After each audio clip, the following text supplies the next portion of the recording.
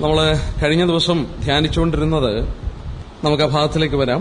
7-ാം അധ്യായത്തിലേക്ക് എല്ലാവരുടെ ശ്രദ്ധ തിരിച്ചാട്ടെ. അതിന്റെ 9-ാം വാക്യത്തിന്റെ അവസാനമാണെങ്കിൽ ദൈ brush shall be a cluster of wine എന്ന് പറയുന്നുണ്ട്. മുന്തിരിക്കുല എന്നുള്ളത് ഇംഗ്ലീഷ് വന്നിരിക്കുന്നത് വൈൻ എന്നാണ്. വീണ്ടും അതിന്റെ 9-ാം വാക്യത്തിന്റെ അവസാനത്തിൽ നിന്റെ അണ്ണാക്ക് മേത്തനമായ വീഞ്ഞ്. ഓക്കെ, ഇവിടെ 2-3 പ്രാവശ്യം നമ്മൾ ശ്രദ്ധിക്കുകയാണ്. ആ വീഞ്ഞിനുള്ള ബന്ധത്തിൽ അവളെ ഉപമിച്ചിരിക്കുകയാണ്. നോക്കുക, ഒന്നാമത് അവളുടെ മാർവ് മുന്തിരിക്കുലയോട് ഉപമിച്ചെന്ന് പറയുമ്പോൾ നമ്മൾ ചിന്തിച്ചു, അവളെക്കാട്ടിൽ അപക്വതയുള്ളവരെ വളർത്തിയെടുക്കുവാനായിട്ടുള്ള അവളുടെ വളർച്ചയെക്കുറിച്ച് നമ്മൾ ചിന്തിക്കുകയുണ്ടായി. മാത്രമല്ല, മുന്തിരി സന്തോഷത്തെ കാണിക്കുന്നു. നേരത്തെ നമ്മൾ ചിന്തിച്ചു, പ്രിയനെ കലക്കിക്കൊടുക്കുന്നത് 5-ാം അധ്യായത്തിന്റെ 1-ാം വാക്യത്തിൽ നമ്മൾ ഓർച്ചു, എന്റെ വീഞ്ഞ് പാലോടുകൂടെ കുടിച്ചിരിക്കുന്നു. വീഞ്ഞും പാലും കൂടെ. പാല് ദൈവത്തിന്റെ വചനത്തെ കാണിക്കുന്നു, വീഞ്ഞ് സന്തോഷത്തെ കാണിക്കുന്നു. നോക്കുക, ഇവള് ആ കൊച്ചു കുഞ്ഞുങ്ങളെ വളർത്തിയെടുക്കുവാൻ തക്കവണ്ണം നോക്കുക, സന്തോഷം പകർന്നു കൊടുക്കുവാൻ സ്വർഗീയ മാധുര്യം ആസ്വദിച്ചതായി അവളെ ഇവിടെ നമ്മൾ കാണുകയാണ്.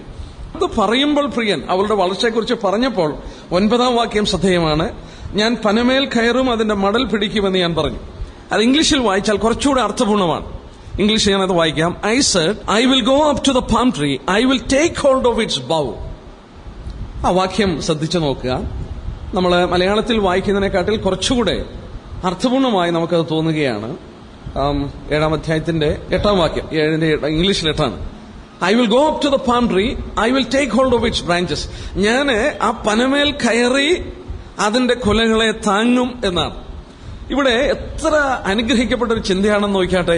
അവളുടെ ആത്മീയ വളർച്ച, അവൾ ആത്മീയമായി വളർന്നു. ഞാൻ സാക്ഷാൽ മുന്തിരിവള്ളി, നിങ്ങൾ കൊമ്പുകളുമാണ്. ആ കൊമ്പുകളിൽ വളരെ ഫലങ്ങൾ കായ്ച്ചു കഴിഞ്ഞു. അവിടെ നാവിൽ വാസ്തവത്തിൽ മുന്തിരിയുടെ മാധുര്യം നിറഞ്ഞു നിൽക്കുകയാണ്. അവളെക്കാട്ടിൽ അപക്വതയുള്ളവരെ മുന്തിരിയുടെ ചാറുകൊടുത്ത് വളർത്തുവാൻ അവൾ പക്വതയായി കഴിഞ്ഞു. ഇത് പറയുമ്പോൾ പ്രിയൻ പറയുകയാണ്, ഐ വിൽ ഗോ അപ്പ്, ഞാൻ ഉയരത്തിലേക്ക് പോകും. ആ വാക്യം ശ്രദ്ധിച്ചേ, അവളെ സഹായിപ്പാൻ വേണ്ടി ഉയരത്തിലേക്ക് പോകുന്ന വാക്യമാണ്. നമ്മൾ മലയാളത്തിൽ ഭാഷാന്തരം ചെയ്തപ്പോൾ പനമേൽ കയറും എന്നൊക്കെയാണ് പറയുന്നത്. എന്നാൽ ഇംഗ്ലീഷ് അത് വന്നിരിക്കുന്നത് ഐ വിൽ ഗോ അപ്പ്, ഞാൻ ഉയരത്തിലേക്ക് പോകും. To the palm tree. യേശുക്രിസ്തു ഇന്ന് ഉയരത്തിൽ പോയിരിക്കുന്നത്. നോക്കുക, ഈ മരുഭൂമിയിൽ നിൽക്കുന്ന ഈ പ്രിയയെ സഹായിപ്പാൻ തക്കവണ്ണം അവൻ ഉയരത്തിലേക്ക് പോയിരിക്കുകയാണ്. നമുക്കിത് വായിക്കുമ്പോൾ ഒരു കാര്യം മനസ്സിലാകുന്നു. ഒരിക്കലെ യോശുവ യുദ്ധത്തിന് കടന്നുപോയപ്പോൾ മോശ കൈകൾ ഉയർത്തി അമലേക്കരോട് യുദ്ധം ചെയ്യുന്ന സന്ദർഭം പഴയ നിയമത്തിൽ നമുക്ക് പരിചയമുള്ള കാര്യമാണ്. യോശുവ താഴ്വരയിൽ യുദ്ധം ചെയ്യുകയാണ്. പർവ്വതത്തിൽ മോശ കൈകൾ ഉയർത്തി പ്രാർത്ഥിക്കുകയാണ്. മോശയുടെ കൈകൾ ഉയർന്നിരുന്നപ്പോൾ താഴെ അമലേക്കരെ തോൽപ്പിച്ചുകൊണ്ട് യോശുവ ജയിക്കുകയാണ്. മോശയുടെ കൈകൾ എപ്പോഴെങ്കിലും താന്നുപോയാൽ അവിടെ അമലേക്കര് ജയിക്കുകയും ഇസ്രായേൽ തോൽക്കുകയും ചെയ്യുകയാണ്. എന്ത് ചെയ്തു? മോശയുടെ കരങ്ങൾ ഇങ്ങനെ ഉയർത്തിപ്പിടിച്ചിരിക്കുകയാണ്. ഭാരം കൊണ്ട് അവൻ ഉയർത്തിപ്പിടിക്കുവാൻ കഴിയുന്നില്ല. അഹ്റോനും ഹൂരും കൂടെ വന്നിട്ട് ആ 2 കരങ്ങളെ ബലപ്പെടുത്തി പിടിച്ചുകൊണ്ട് നിന്നു.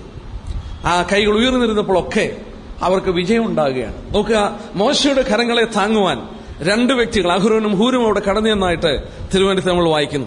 അതേ ആശയമാണ് ഇവിടെ പറഞ്ഞത്. അവളുടെ സ്റ്റാച്ചർ, അവളുടെ വളർച്ച യേശുക്രിസ്തുവിനെ പോലെ ആയി മാറിക്കഴിഞ്ഞു. അവൾ വളരുകയാണ്, ആത്മീയമായി വളർന്നു. അവളെ സപ്പോർട്ട് ചെയ്യുകയാണ്. I will uphold by my hands, എന്റെ കരങ്ങൾ കൊണ്ട് ഞാൻ അവളെ താങ്ങും, ഉയരത്തിലേക്ക് പോയി അവളെ പിടിക്കും എന്നുള്ളത് പ്രിയൻ പറയുകയാണ്. എവിടെയാണ് പിടിക്കുന്നത്? ഇവിടെ എടുത്തു പറഞ്ഞു, and hold of its bough. ആ പനക്കുലയെ അല്ലെങ്കിൽ അതിന്റെ ആ ബൗവിനെ ഞാൻ മടലിൽ മേൽ പിടിക്കുന്ന പറയുമ്പോൾ അതിന്റെ കായ്കളെ താങ്ങുകയാണ്. നമ്മള് അനുഗ്രഹിക്കപ്പെട്ട ചിന്തകളാണ്. നമ്മുടെ കർത്താവ് ആത്മീക ഫലങ്ങൾ ഉളവാകുമ്പോൾ നമ്മുടെ കർത്താവിന്റെ കരങ്ങൾ നമ്മളെ താങ്ങുന്നത് വാസ്തവത്തിൽ നമുക്ക് അവിടെ കാണുവാനായിട്ട് കാണുന്ന ഒരു ചിത്രമാണ്. നമുക്കിനിയും അടുത്തായിട്ട് അതോട് ചേർന്ന് പറഞ്ഞു നോക്കാം. അവിടെയാണ് നമ്മൾ ശ്രദ്ധിക്കേണ്ടത്. നിന്റെ ബ്രസ്റ്റ് മുന്തിരിക്കുലയോടും നിന്റെ മൂക്കിന്റെ വാസന നാരങ്ങയുടെ വാസന പോലെ ഇരിക്കുന്നു. Thy breast shall be a cluster of vine. ഇവിടെ എടുത്തു പറഞ്ഞപ്പോൾ വൈൻ എന്ന് പറഞ്ഞു. ക്ലസ്റ്റർ ഓഫ് വൈൻ, മുന്തിരിയുടെ കുലകളാണ്. സംഖ്യാപുസ്തകം 13:23 നമ്മൾ നേരത്തെ ചിന്തിച്ചു. എന്താ ചിന്തിച്ചത്? കനാനിലേക്ക് ഒറ്റുകാർ കടന്നുപോയി അവർ തിരിച്ചുകൊണ്ടുവന്നത് എന്താണ്? ഈ മുന്തിരി കുലയാണ്, ക്ലസ്റ്റർ ഓഫ് വൈനാണ്. മുന്തിരിയുടെ കുലകൾ അവർ ചുമന്നുകൊണ്ടുവന്നു. 2 പേര് കൂടി ഒരു കുല ചുമന്നുകൊണ്ടുവന്നു. അത് എന്തിനെയാണ് കാണിച്ചതെന്ന് നമ്മൾ ഓർത്തു. എന്തിനെ കാണിക്കുന്നു എന്ന് ചിന്തിച്ചു? പ്രത്യാശയെ കാണിക്കുകയാണ്. നോക്കുക, അവർക്ക് വാഗ്ദത്തം ചെയ്ത നാടാണ് കനാൻ. കനാൻ അവർ കണ്ടിട്ടില്ല. എന്നാൽ കനാനിൽ നിന്ന് ചില അനുഭവങ്ങൾ അവർ ചുമന്നുകൊണ്ടുവന്നു. അവർക്കൊരു ഫോർടേസ്റ്റ്, അവരനുഭവിക്കാൻ പോകുന്ന നന്മയുടെ ഒരു മാധുര്യം അവർക്ക് ആസ്വദിപ്പാൻ കഴിഞ്ഞു മുമ്പ് കൂട്ടി. ആ മുന്തിരിക്കൊല അതിനെ കാണിക്കുകയാണ്, അവളുടെ ഹോപ്പ്, അവളുടെ പ്രത്യാശ. ഇവിടെ പ്രിയൻ പറയുകയാണ്, നിന്റെ മാർവ് ഇന്ന്, അല്ലെങ്കിൽ നേരത്തെ നമ്മൾ ചിന്തിച്ചു, ആ മാർവിനെ കുറിച്ച് ചിന്തിച്ചു. മൂറിൻ കെട്ടുപോലെ എന്റെ പ്രിയൻ എന്റെ മാർവിന്റെ മധ്യത്തിൽ വസിക്കും. അനേക കാര്യങ്ങൾ നമ്മൾ ഓർത്തു. ഇപ്പോൾ പറയുകയാണ്, പ്രിയൻ തന്നെ പറയുകയാണ്, it is a cluster of vine. മുന്തിരിയുടെ കുലയാണെന്ന് പറഞ്ഞാൽ അതിന്റെ അർത്ഥം അത് പ്രത്യാശ കൊണ്ട് നിറഞ്ഞതാണ്. പ്രത്യാശ കൊണ്ട് നിറഞ്ഞതാണ്. നമ്മൾ അത് ചിന്തിച്ചുകൊണ്ടിരുന്നപ്പോഴാണ് നമ്മൾ ക്ലാസ് നിർത്തിയത്. പ്രത്യാശ കൊണ്ട് അവളുടെ അന്തർഭാഗം നിറഞ്ഞിരിക്കുകയാണ്. അവൾക്ക് വരുവാൻ പോകുന്ന ആ അനുഗ്രഹത്തെക്കുറിച്ച് ഫോർടേസ്റ്റ് കൊണ്ട് അവളുടെ അന്തരം വാസ്തവത്തിൽ നിറഞ്ഞു. അവളുടെ മാർവ് നിറഞ്ഞു. പ്രത്യാശ കൊണ്ട് അവൾ നിറഞ്ഞു എന്ന് പറഞ്ഞാൽ അവൾ ഫലകരമായി മാറി. 1 പത്രോസ് 1:2 തൊട്ടുള്ള വാക്യത്തെ നമ്മൾ ചിന്തിച്ചു. നമ്മളെ ജീവനുള്ള പ്രത്യാശയ്ക്കായിട്ടാണ് വീണ്ടും ജനിപ്പിച്ചത്. നമ്മുടെ ജീവിതത്തിൽ എന്തൊരു കഷ്ടത തരുന്നു. റോമർ 5:3 നമ്മൾ ചിന്തിക്കുകയുണ്ടായി. കഷ്ടത സഹിഷ്ണുതയും, സഹിഷ്ണുതയും ശുദ്ധത പ്രത്യാശയും ഉളവാക്കുന്നു. ഇംഗ്ലീഷിൽ വായിച്ചാൽ ഇറ്റ് പ്രൊഡ്യൂസസ് എന്നാണ്. അൾട്ടിമേറ്റ്ലി നമ്മുടെ കഷ്ടങ്ങളും പ്രയാസങ്ങളും ഒക്കെ നമുക്ക് പ്രത്യാശ ഉളവാക്കുന്നു. നമ്മള് പത്രോസ് ലേഖനത്തിൽ നിന്ന് ചിന്തിച്ചു. ആ വാക്യം ഇനി എടുക്കുന്നില്ല. ജഡത്തിൽ കഷ്ടം അനുഭവിച്ചിരിക്കുന്നവർ ശേഷിക്കുന്ന കാലം ജഡത്തിന്റെ മോഹങ്ങൾക്കല്ല, ആ വരുവാനിരിക്കുന്ന കാര്യങ്ങളെക്കുറിച്ചുള്ള പ്രത്യാശയിൽ അവർ നിറയുവാനായിട്ട് ഇടയായി തീരുകയാണ്. ദൈവവചനം തന്നിരിക്കുന്നതിന്റെ ഉദ്ദേശം എന്താണ്? റോമലേഖനം 15:4. എന്തിനാണ് നമുക്ക് ദൈവവചനം തന്നിരിക്കുന്നത്? ആ 15:4 നോക്കിയാട്ടെ. റോമർ 15:4. നമ്മളെ വീണ്ടും ജനിപ്പിച്ചത് പ്രത്യാശയ്ക്ക് വേണ്ടി, നമുക്ക് കഷ്ടങ്ങൾ തരുന്നത് നമ്മളിൽ പ്രത്യാശ വളർത്തുവാൻ ദൈവവചനം തന്നിരിക്കുന്നതിന്റെ ആത്യന്തിക ഉദ്ദേശം. റോമലേഖനം 15:4. എന്നാൽ മുന്നെഴുതിയിരിക്കുന്ന ഒക്കെയും നമുക്ക് ഉപദേശത്തിനായിട്ട്, നമുക്ക് തിരുവെഴുത്തുകളാൽ ഉളവാകുന്ന സ്ഥിരതയാലും ആശ്വാസത്താലും പ്രത്യാശ ഉണ്ടാകേണ്ടതിന് തന്നെ എഴുതിയിരിക്കുന്നു.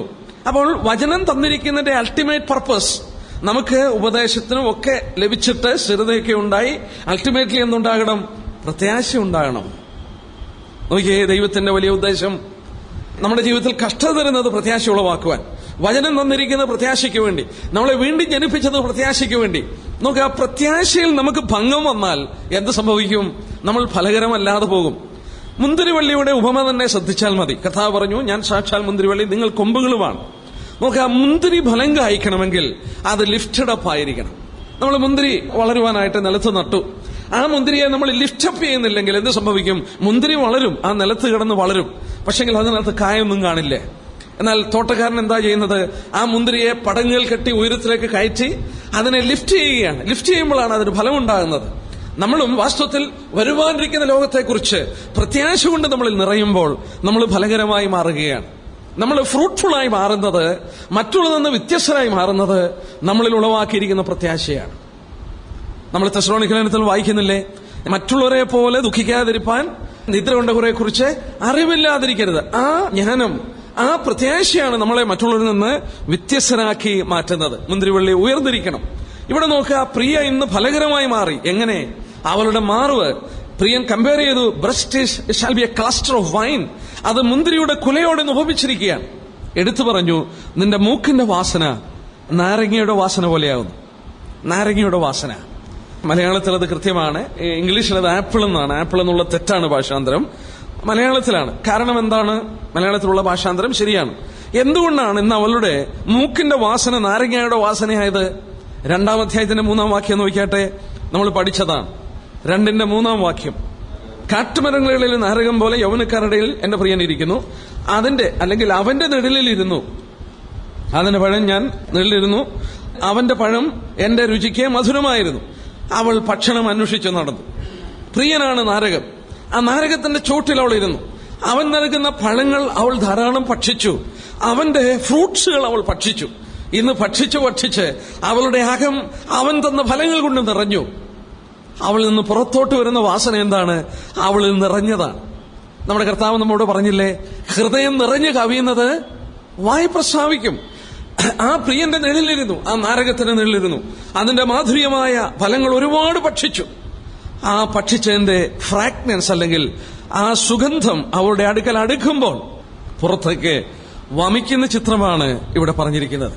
എന്ന് പറഞ്ഞാൽ ആത്മീക ഭക്ഷണം അവൾ ഒരുപാട് ഭക്ഷിച്ചു. പ്രിയനിൽ നിന്നുള്ള ഭക്ഷണം അവൾ ധാരാളം ഭക്ഷിച്ചു. ഇന്ന് അവളിൽ നിന്ന് പുറത്തേക്ക് വരുന്ന വാസന നമ്മളൊന്ന് ആലോചിച്ച് നോക്കിയേ. ഹൃദയം നിറഞ്ഞു കവിഞ്ഞതാണ്. അതിന്റെ വാസന നാരങ്ങയുടെ വാസനയാണ്. നമ്മൾ ഓർത്തു, ആ നാരകം കർത്താവായ യേശുക്രിസ്തുവാണ്. അവന്റെ ഫലങ്ങൾ നമ്മളിൽ നിന്ന് പുറപ്പെടുകയാണ്. അടുത്ത വാക്യം വളരെ അനുഗ്രഹിക്കപ്പെട്ട ഒരു വാക്യമാണ്. എന്താണെന്ന് നോക്കിയാട്ടെ.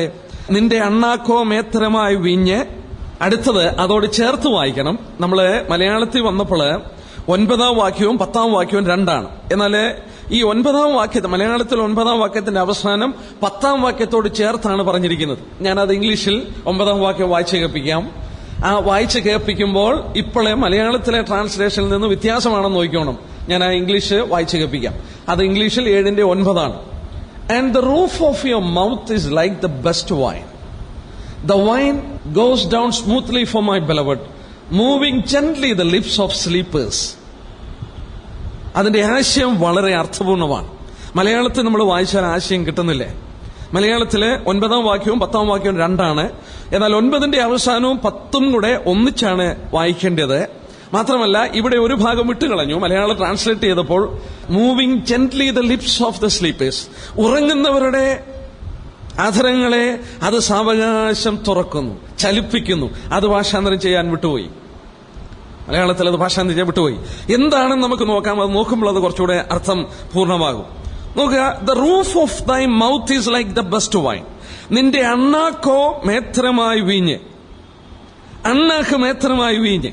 119-ാം സങ്കീർത്തനം 103-ാം വാക്യം നോക്കിയാട്ടെ. അണ്ണാക്കിനെ കുറിച്ച് പറഞ്ഞിരിക്കുന്ന ഇതോട് ചേർത്തൊന്ന് ചിന്തിച്ചേ. 119-ാം സങ്കീർത്തനം 103-ാം വാക്യം. 119-ന്റെ 103-ാം വാക്യം. തിരുവചനം അണ്ണാക്കിനെത്ര മധുര്യം.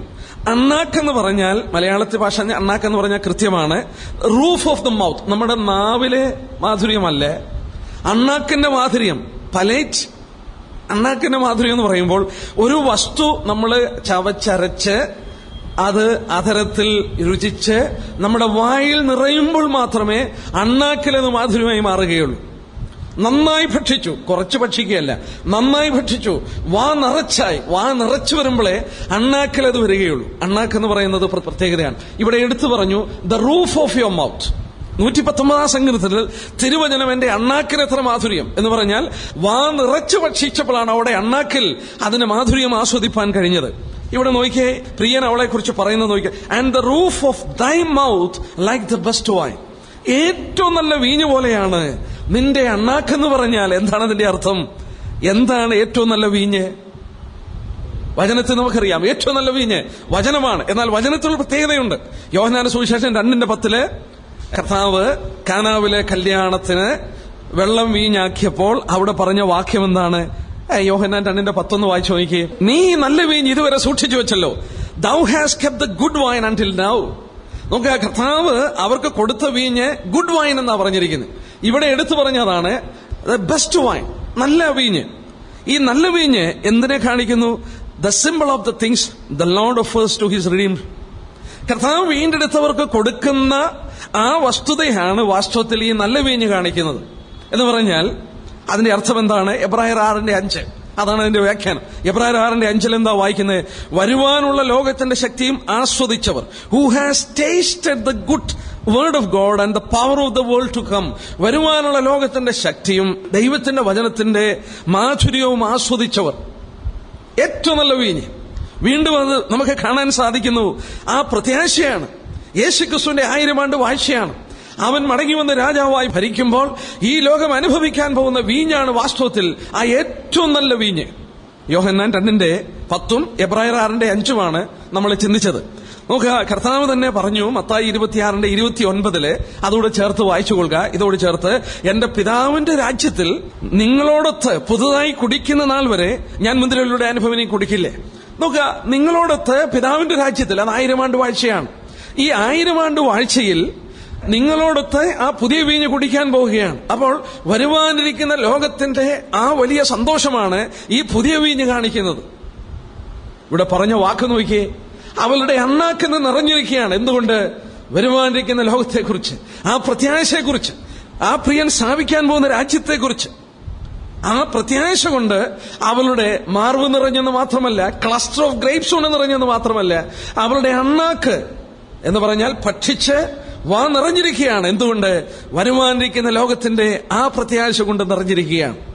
ഇനി നമുക്ക് നോക്കാം, അടുത്ത വാക്യം നോക്കാം. അതെന്താണെന്നുള്ളതൊന്ന് ചിന്തിച്ചാട്ടെ. ദ വൈൻ എടുത്തു പറഞ്ഞു, the wine and the roof of your mouth is the best wine. നിന്റെ അണ്ണാക്കം എത്രമായി വീഞ്ഞ്. വരുവാനിരിക്കുന്ന ലോകത്തിന്റെ മാധുര്യമാണത്. എന്നിട്ട് എടുത്തു പറഞ്ഞു, the wine goes down smoothly for my beloved, moving gently the lips of the sleepers. എന്റെ പ്രിയപ്പെട്ടവരെ, ആ വാക്യത്തിന്റെ അർത്ഥം ഒന്ന് നോക്കിയാട്ടെ. Like the best wine for my beloved that goeth down sweetly, causing the lips of those who are asleep to speak. ആ വാക്യം മലയാളത്തിൽ translate ചെയ്തിട്ടില്ല. മലയാളത്തിലെ ഇംഗ്ലീഷ് അത് വീട്ടിൽ ചെന്ന ബൈബിളിൽ നോക്കി എഴുതുകയോ എന്തായാലും ചെയ്തോണം. Causing the lips of those that are asleep to speak. ഉറങ്ങുന്നവരുടെ അധരങ്ങളെ ചലിപ്പിക്കുവാൻ ഇടയാക്കുന്ന വീഞ്ഞ്. ഒന്ന് വായിച്ചു നോക്കിയത്. ആരാണ് ഉറങ്ങുന്നത്? എഫേസ്യർ 5:14 നമ്മൾ വായിക്കുന്നു. അവിടെ എന്താ പറഞ്ഞത്? ഉറങ്ങുന്നവനെ ഉണർന്ന് മരിച്ചവരിൽ നിന്ന് എഴുന്നേൽക്കാൻ, എന്നാൽ ക്രിസ്തു നിന്റെ മേൽ പ്രകാശിക്കും. അവിടെ വിശ്വാസിയാണ് ഉറങ്ങുന്നത്. മരിച്ചു കിടക്കുന്നത് ലോകത്തുള്ളവരാണ്. ഈ മരിച്ചു കിടക്കുന്നവരുടെ മധ്യത്തിൽ ഒരുത്തൻ ഉറങ്ങിക്കിടന്നാൽ അവനും എങ്ങനെ ഇരിക്കും? അവനും മരിച്ചവനെ പോലെ ഇരിക്കും, അല്ലേ? വ്യത്യാസമൊന്നുമില്ല. ഉറങ്ങുന്നവനെ എന്ന് പറഞ്ഞാൽ ആത്മീയ ഉറക്കം സംഭവിച്ച വിശ്വാസി. നമ്മുടെ കർത്താവ് നമ്മോട് പറഞ്ഞ എന്താണ്? ഉണർന്നിരിപ്പാനാ നമ്മളോട് പറഞ്ഞല്ലേ.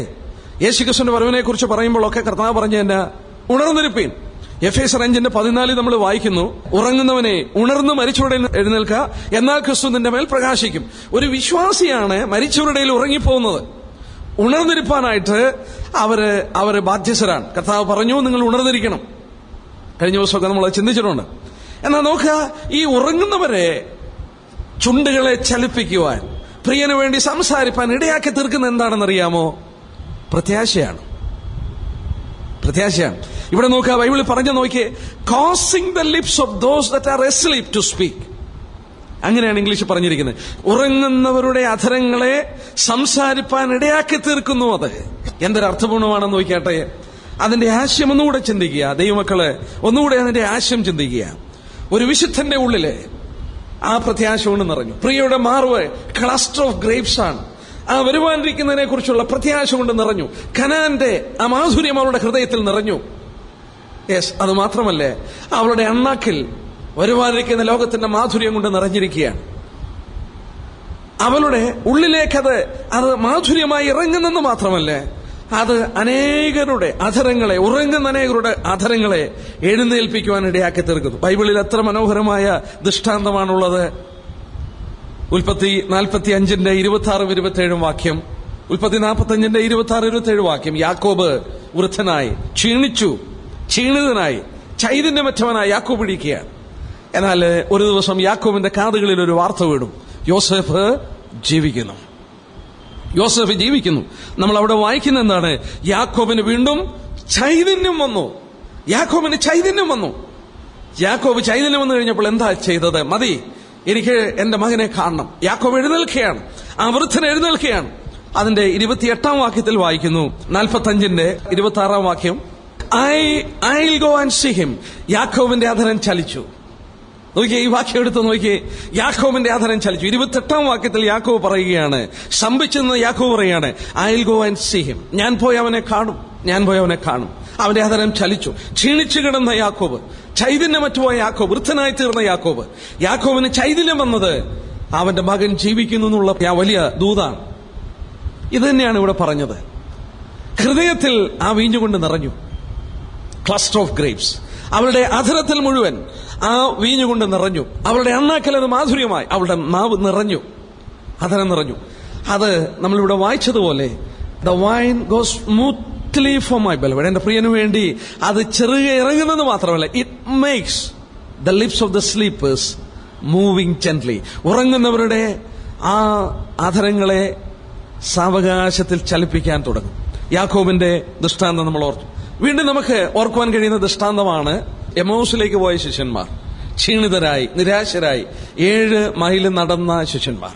അവരുടെ ജീവിതത്തിൽ പ്രത്യാശ വന്നപ്പോൾ അവർ വീണ്ടും മടങ്ങി 7 മൈൽ നടക്കുവാൻ തക്കവണ്ണം കാരണമായി തീർന്നു. ഈ ഭാഗത്തുള്ള ബന്ധത്തിൽ നമ്മൾ ചിന്തിക്കേണ്ട, പഠിക്കേണ്ട ഏറ്റവും വലിയ കാര്യം, ഒരു വിശുദ്ധനെ സംബന്ധിച്ച് പ്രത്യാശയാണ് അവനെ വാസ്തവത്തിൽ വിശുദ്ധിയുള്ള ജീവിതം നയിപ്പാൻ പ്രേരിപ്പിക്കുന്നത്, ഉണർത്തി അവനെ നടത്തുന്നത്, കർത്താവിന് വേണ്ടി പ്രവർത്തിക്കാൻ അവനെ വാസ്തവത്തിൽ പ്രേരിപ്പിക്കുന്നത്, ലോകത്തിൽ നിന്ന് അവൻ വ്യത്യസ്തനായി തീരുന്നതെല്ലാം എന്താണെന്നറിയാമോ? പ്രത്യാശയാണ്. പ്രത്യാശ. കർത്താവിന് സ്തോത്രം. അതിന്റെ മഹത്വപൂർണമായ ഒരു ചിത്രമാണ് ഈ ആത്മീയ വളർച്ചയുടെ അഗ്രഗണ്യത്തിലെത്തിയ ശൂന്യമയുടെ ചിത്രത്തിൽ പ്രിയൻ നമുക്ക് വരച്ചു തന്നിരിക്കുന്ന പരിശുദ്ധാത്മാവ് വരച്ചു തന്നത്. ഇനിയുള്ള വാക്യങ്ങൾ അതിലും മനോഹരമായിരിക്കുകയാണ്. 11-ാം വാക്യം നോക്കിയാട്ടെ. എനിക്ക് ഏറ്റവും ഇഷ്ടമുള്ള ഒരു വാക്യമാണ് 11-ാം വാക്യം. ഞാൻ എന്റെ പ്രിയനുള്ളവൾ, അവന്റെ ആഗ്രഹം എന്നോടാകുന്നു. I am my beloved's and his desire is towards me. I am my beloved's. 2:16 ഇതോട് ചേർത്തൊന്ന് വായിച്ചു നോക്കിയേ. 2:16 പറയുന്നതല്ല ഇവിടെ പറയുന്നത്. 2:16 എന്താ പറഞ്ഞത്? അവളുടെ ആത്മജീവിതത്തിന്റെ ആരംഭഘട്ടം 2:16 പറഞ്ഞു, എന്റെ പ്രിയൻ എനിക്കുള്ളവൻ. My beloved is mine. എന്റെ പ്രിയൻ എനിക്കുള്ളവൻ എന്ന് പറഞ്ഞാൽ എനിക്കുള്ളതാണ് എന്റെ കർത്താവ്. അവൻ തരുന്ന നന്മകള്, അവൻ തരുന്ന രക്ഷ, അവൻ തരുന്ന സുരക്ഷിതത്വം, എന്റെ കർത്താവ് എന്റേതാണ്.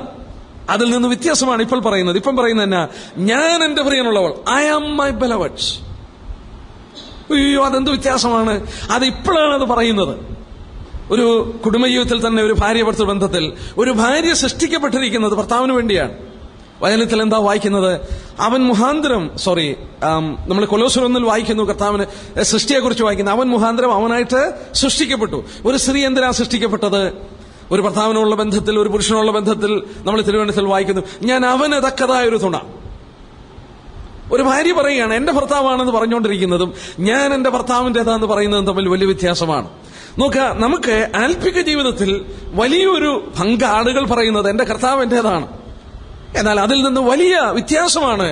ആത്മികമായ വലിയ ഉയർച്ചയുടെ ഒരു പ്രകടനമാണ് ഐ ആം മൈ ബെലവഡ്സ്. ഞാൻ എന്റെ പ്രിയന്റേതാണ്. I am my ബെലവഡ്സ്. അത് പറയുന്നത് ഈ ഭാഗത്ത് വരുമ്പോഴാണ്, കർത്താവിനോട് ഏകീഭവിച്ച് കഴിഞ്ഞപ്പോഴാണ് ഐ ആം മൈ ബെലവഡ്സ്. ഞാൻ ഓർക്കുകയായിരുന്നു, ഞാൻ എന്റെ പ്രിയന്റേതാണെന്ന് പറഞ്ഞാൽ പിന്നെ എനിക്കുള്ളതൊക്കെ ആരുടേതാണ്? എന്റെ പ്രിയന്റേതാണ്. എനിക്കുള്ളത് എന്റെ പ്രിയന്റേതാണ്. എന്റെ സമയം അവന്റേതാണ്. എന്റെ സ്വത്തുക്കൾ അവന്റേതാണ്. എന്റെ മുഴുവൻ ഞാൻ അവന്റേതാണെങ്കിൽ എനിക്കുള്ളതും അവന്റേതാണ്. All what I have is his. I am my beloved's. His desire is towards me. അവന്റെ ആഗ്രഹം എന്നോടാണ്. എന്നാൽ ഇവിടെ നമ്മൾ ഒന്നുകൂടി ഇവിടെ നിന്ന് ശ്രദ്ധിക്കേണ്ടത് ആവശ്യമാണ്. ഇവിടെ ഈ വാക്യത്തെക്കുറിച്ച് പണ്ഡിതന്മാർ പറഞ്ഞിരിക്കുന്നത്, വേദപുസ്തകത്തിൽ ഇങ്ങനെ ഒരു വാക്യം ഏതാണ്? 2ാമത് പറഞ്ഞു അവന്റെ ആഗ്രഹം എന്നോടാണെന്ന് പറഞ്ഞു. ബൈബിളിൽ ഈ വാക്യം ഉപയോഗിച്ചിരിക്കുന്ന വേറെ ഒരു ഭാഗത്തേ ഉള്ളെന്ന്. ഉൽപ്പത്തി 3:16 ഔവയോട് പറഞ്ഞു, നിന്റെ ആഗ്രഹം നിന്റെ ഭർത്താവിനോടായിരിക്കും. ലോകത്തിലുള്ള ഏത് സ്ത്രീകളും, അതിന്റെ ശരിയായിട്ടുള്ള ട്രാൻസ്ലേഷൻ ഇവിടെ വന്നിരിക്കുന്നത് പറയുന്നത് ക്രേവിംഗ് ഇമ്പൾസ് എന്നാണ്. അതിന്റെ ശരിക്കുള്ള ട്രാൻസ്ലേഷൻ ക്രേവിംഗ് ഇമ്പൾസ് എന്ന് പറഞ്ഞാൽ ആഗ്രഹിക്കുന്ന വാഞ്ച, അടങ്ങാത്ത വാഞ്ച, അടങ്ങാത്ത വാഞ്ച. അവന്റെ ഉൽപ്പത്തി പുസ്തകം 3:16 സ്ത്രീയോട് പറഞ്ഞു, നിന്റെ ആഗ്രഹം നിന്റെ ഭർത്താവിനോടായിരിക്കും. നോക്കുക, ഇവിടെ വന്നപ്പോൾ വചനത്തിൽ പറഞ്ഞു അവന്റെ ആഗ്രഹം എന്നോടാണ്. His craving impulse is towards me. ഒരു ഭാര്യ ഭർത്താവിന് വേണ്ടി ആഗ്രഹിക്കുന്നല്ലേ? സ്വർഗത്തിലെ ദൈവത്തിന്റെ പുത്രൻ സഭയെ കൊതിക്കുകയാണ്, അവളെ കൊതിക്കുകയാണ്. നമ്മൾ ഇനിയൊന്ന് ചിന്തിച്ചു നോക്കിയേ. ഈ ആഗ്രഹമാണ് വാസ്തവത്തിൽ ക്രൂശിന്റെ മരണത്തോളം അവൻ തന്നെത്താൻ ഏൽപ്പിച്ചു കൊടുത്തത്. അപമാനം അലക്ഷ്യമാക്കുവാൻ അവൻ സന്നദ്ധനായത്. സ്വർഗം വിട്ട് ഈ ഭൂമിയിൽ വരുവാൻ അവൻ കനിഞ്ഞത് എന്നോടുള്ള ആഗ്രഹമാണ്. കാൽവറി ക്രൂശിൽ അവൻ തകർക്കപ്പെട്ടപ്പോൾ അവൻ വാസ്തവത്തിൽ മൗനമായി നിന്നത് ഈ ആഗ്രഹമാണ്, ഈ ക്രേവിംഗ് ഇമ്പൾസ് ആണ്. എന്നെ നേടുവാനുള്ള സന്തോഷം. എബ്രായർ ലേഖനത്തിൽ വായിക്കുന്നുണ്ടല്ലോ, അവൻ മുമ്പിൽ വെച്ചിരുന്ന സന്തോഷം ഓർത്തു. എബ്രായർ 12:2 തന്റെ മുമ്പിൽ വെച്ചിരുന്ന സന്തോഷം ഓർത്തു അവൻ അപമാനം അലക്ഷ്യമാക്കി ക്രൂശിനെ സഹിച്ചു. ഓ പ്രൈസ് ദി ലോർഡ്. ഒന്ന് ആലോചിച്ചേ, കർത്താവിന് സ്തോത്രം. അവൻ ആ ക്രൂശിനെ സഹിക്കുന്നത്, അപമാനം അലക്ഷ്യമാക്കുന്നത് എന്തിനാണ്? മുമ്പിൽ വെച്ചിരുന്ന സന്തോഷം. ആ സന്തോഷം എന്തായിരുന്നു? എന്നെ നേടുന്ന സന്തോഷം. I was his joy. അതാണ് ഇവിടെ പരിശുദ്ധാത്മാവ് എഴുതിയത്. His desire is towards me. അവന്റെ ആഗ്രഹം എന്നോടാണ്. That craving impulse is towards me. Yes, ഇത് വലിയ വലിയ ഒരു കാര്യമാണ്. അവളുടെ ആത്മീയ ജീവിതത്തിൽ അവൾക്ക് സംഭവിച്ച വലിയ വളർച്ചയാണ് ഇവിടെ കാണിക്കുന്നത്. I am my beloved's. വാസ്തവത്തിൽ ആ ഒരു സുബോധം ദൈവജനത്തിനുണ്ടായാൽ അവരുടെ ആത്മീയ ജീവിതത്തിന് വലിയ വ്യത്യാസമുണ്ടാകും. ഒന്നുകൂടെ ആ വാക്യം നമുക്ക് ശ്രദ്ധിക്കാം. ഞാൻ എന്റെ പ്രിയനുള്ളവൾ. എങ്ങനെയായി? ഞാൻ നേരത്തെ ഓർപ്പിച്ചിട്ടുണ്ട്. I am his by creation. I am his by redemption. I am his by the presentation of the Father. I am his because of my submission or dedication. 4 കാര്യത്തിൽ കൂടെ ഞാൻ അവന്റേതായി. അവൻ എന്നെ സൃഷ്ടിച്ചു. നമ്മൾ കൊലോസ്യർ 1 വായിക്കുന്നു, അവൻ മുഖാന്തരം അവനായി നമ്മെ സൃഷ്ടിച്ചു. 1 കൊരിന്ത്യർ 6:19 അവൻ നമ്മളെ വീണ്ടെടുത്ത് വിലയ്ക്ക് വാങ്ങി. 3 യോഹന്നാൻ 17:6-7-9 യോഹന്നാൻ 17:6-7-9 പിതാവിനോട് അവൻ പ്രാർത്ഥിക്കുന്നു, നീ ലോകത്ത് നിന്ന് എനിക്ക് തന്നിട്ടുള്ളവർ, we are the presentation to him by his father. അവന്റെ പിതാവ് ലോകത്ത് നിന്ന് നമ്മെ അവന് വേണ്ടി കൊടുത്തു. അവസാനമായി റോമർ 12:1 നമ്മൾ സ്വമേധയായി നമ്മെ തന്നെ അവനെ ഏൽപ്പിച്ചു കൊടുത്തു. 4 വിധത്തിൽ നാം അവന്റേതായി മാറി. അവൻ നമ്മെ സൃഷ്ടിച്ചു, അവൻ നമ്മെ വിലയ്ക്ക് വാങ്ങി അല്ലെ വീണ്ടെടുത്തു, പിതാവ് നമ്മെ അവന് വേണ്ടി വേർതിരിച്ചു കൊടുത്തു, നാം നമ്മെ തന്നെ സ്വയമായിട്ട് അവനെ ഏൽപ്പിച്ചു കൊടുത്തു. 4 വിധത്തില്. ഇന്ന് നമുക്ക് വളരെ ആത്മാർത്ഥമായി അനൂർദ്ധമായി ഈ വാക്യത്തിന്റെ സത്യം യാഥാർത്ഥ്യമാക്കിക്കൊണ്ട് പറയാം, ഐ ആം മൈ ബെലവഡ്സ്. ഞാൻ എന്റെ പ്രിയന്റേതാണ്.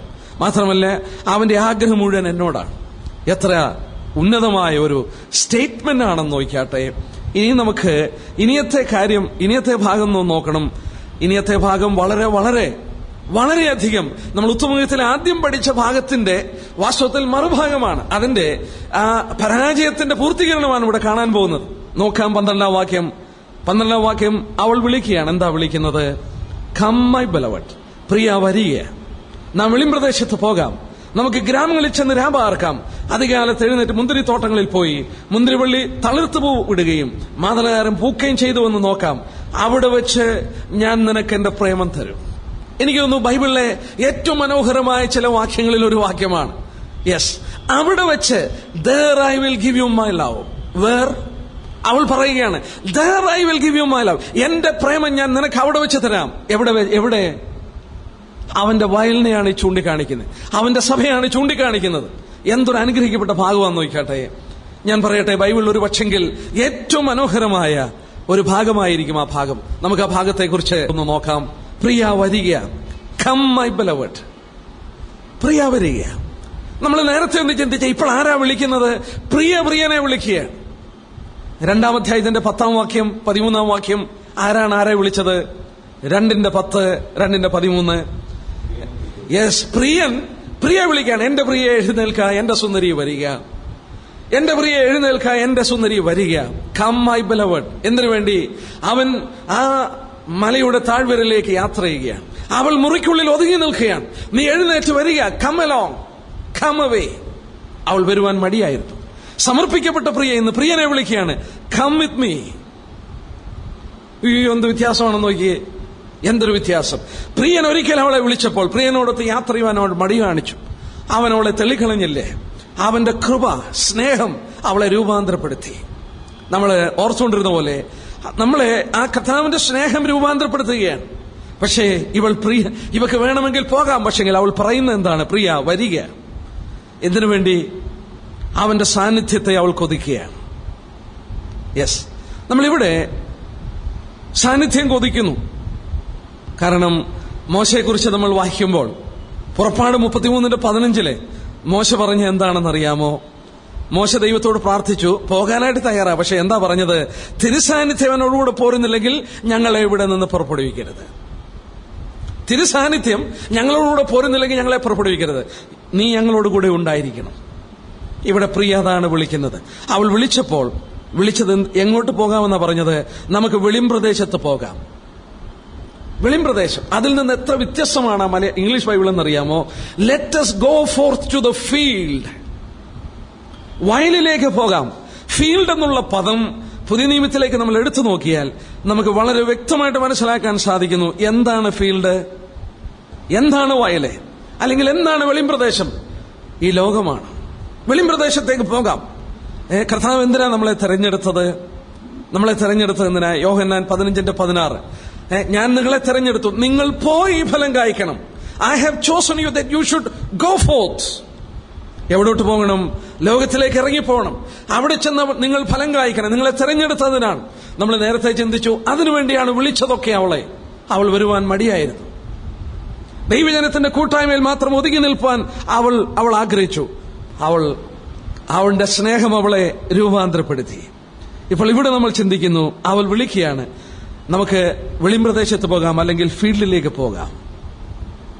ആ ഫീൽഡ് എന്ന് പറയുന്നത് ലോകമാണ്. കർത്താവ് വാക്ക് പറഞ്ഞിട്ടുണ്ട്, ലോകാവസാനത്തോളം എല്ലാ നാളും ഞാൻ നിങ്ങളോടുകൂടെ ഉണ്ടെന്നുള്ളത് കർത്താവ് പറഞ്ഞിട്ടുണ്ട്. ആ ഫീൽഡിലേക്ക് പോകുവാൻ അവനെ വിളിക്കുകയാണ്. നേരത്തെ വിളിച്ചപ്പോൾ അവൾ മടി കാണിച്ചു. ശിഷ്യന്മാരെ കുറിച്ചൊക്കെ നമ്മൾ പഠിച്ചു. അവര് യെരുശലേമിൽ നിന്ന് പുറത്തു പോകാതിരുന്നു. എന്നാൽ കർത്താവ് അവരെ കുറിച്ച് ആഗ്രഹിച്ചത് യെരുശലേമിലും യഹൂദയിലും ശമരിയയിലും ലോകത്തിന്റെ അറ്റത്തോളം. എന്നാൽ പിന്നീട് അവർക്ക് പോകുവാനായിട്ടിടയായി തീർന്നു. നോക്കുക, ഇൻ ടു ദ ഫീൽഡ്. മത്തായി 13:38 നോക്കിയാട്ടെ. ഫീൽഡ് എന്നുള്ള വാക്ക് തന്നെയാണ് ഇംഗ്ലീഷിൽ എഴുതിയിരിക്കുന്നത്. കം, ഇവിടെ ഇംഗ്ലീഷിൽ നമ്മൾ ഓർത്തു, let us go forth to the field. Mathai 13:38, the field is the world. അങ്ങനെ എഴുതിയിരിക്കുന്നത്. വയൽ, ലോകം. The field is the world. അപ്പോൾ ഇവിടെ നമുക്ക് വെളിമ്പ്രദേശത്തേക്ക് പോകാമെന്നുള്ളത് let us go to the field എന്ന് പറയുന്നത് അവൾ പ്രിയനെ വിളിക്കുകയാണ്. നമുക്ക് ലോകത്തിലേക്ക് പോകാം, ശുശ്രൂഷയ്ക്കായിട്ട് പോകാം. അനേകർ ഈ ലോകത്തിൽ പാപത്തിന്റെ ന്യായവിധിയിൽ അവർ മരിച്ചു വീഴുകയാണ്. നമുക്ക് പോകാം, മുന്നോട്ടിറങ്ങാം. അവൾ വിളിക്കുകയാണ്. അവിടെ കൊണ്ട് മാത്രമല്ല, അത് കഴിഞ്ഞപ്പോൾ അവൾ പറഞ്ഞു, നമുക്ക് ഗ്രാമങ്ങളിൽ ചെന്ന് രാപാകാം. Let us lodge in the villages. ഗ്രാമങ്ങളിൽ ചെന്ന് രാപാർക്കാം. ഇതിന് വളരെ ആശയമുണ്ട്. എന്താണെന്നറിയാമോ? അതിന്റെ ശരിയായിട്ടുള്ള ഭാഷാന്തരം വരേണ്ടത് let us go forth to unwalled villages. മതിലില്ലാത്ത ഗ്രാമത്തിൽ പോയി രാപാർക്കാമെന്ന. കാരണം എന്താ? യെരുശലേം എങ്ങനെയുള്ളൊരു പട്ടണമായിരുന്നു? മതിൽ കെട്ടിയ പട്ടണമാണ്. നേരത്തെ അവർ യെരുശലേമിന്റെ ഉള്ളിൽ ഒതുങ്ങി നിൽക്കുകയാണ്.